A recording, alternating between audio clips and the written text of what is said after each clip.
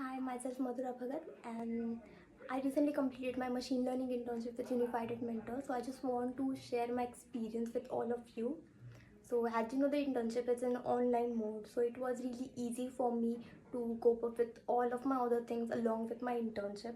It was really helpful, and one thing that I want to appreciate about Unified Mentor is, as we know, along with internship, they also give you the training for it. So I was having my machine learning training with Unified Mentor.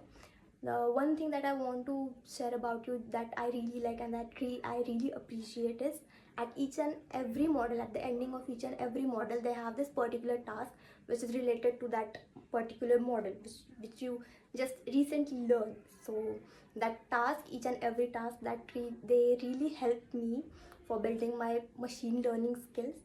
So thank you so much, Unified Mentor, for giving me this great opportunity to stand out and increase my machine learning abilities. And thank you so much.